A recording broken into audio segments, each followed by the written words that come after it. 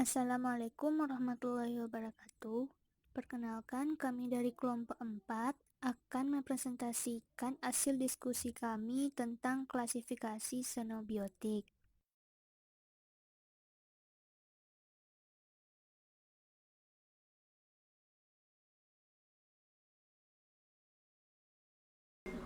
Baik, selanjutnya klasifikasi xenobiotik. Klasifikasi xenobiotik pertama berdasarkan bentuk pencemar. Berdasarkan bentuk pencemar itu terbagi 3 jenis, yaitu yang pertama pencemar primer, yang kedua pencemar sekunder, yang ketiga pencemar tersier.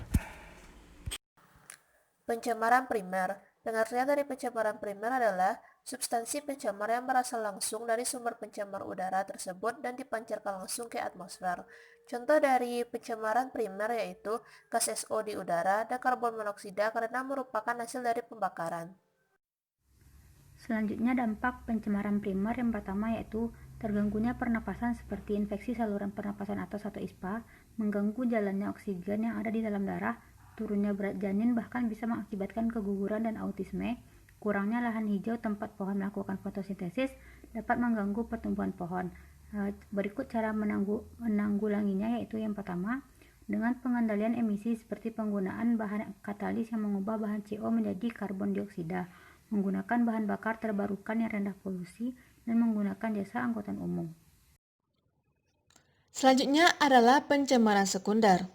Pencemaran sekunder merupakan pencemar yang berasal dari reaksi dua atau lebih pencemar primer atau reaksi antara pencemar primer dengan zat kimia yang ada di lingkungan. Misalnya, contoh reaksinya yaitu 2SO2 ditambah O2 menghasilkan 2SO3. Atau contoh zatnya seperti SO3, di mana sulfat bereaksi dengan O3 yang berasal dari reaksi fotokimia. Dampak yang dihasilkan dari pencemaran sekunder pertama dapat mencemari lingkungan seperti sungai, badan air, tanah, dan udara. Dan yang kedua yaitu dapat membahayakan kesehatan manusia karena pencemaran sekunder dapat menyebabkan penyakit seperti ISPA ataupun mengganggu kesehatan mata manusia. Dan yang ketiga dapat menyebabkan perubahan iklim. Selanjutnya ada pencemaran tersier. Pencemaran tersier ini adalah pencemar sekunder yang melewati proses transformasi lebih dari satu kali atau pencemar sekunder yang bereaksi lagi. Contoh dari pencemaran tersier ini yaitu SO3 di udara bereaksi dengan H2S akan menghasilkan H2SO4. Selanjutnya yaitu dampak pencemaran oleh pencemar tersier.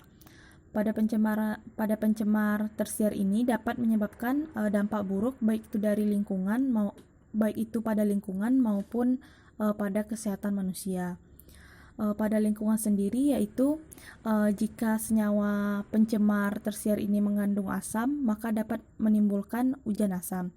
Hujan asam sendiri dapat mengakibatkan kerusakan pada tanah, naiknya pH air permukaan maupun air tanah, kerusakan daun pada tumbuhan, serta menyebabkan gangguan estetika yaitu berupa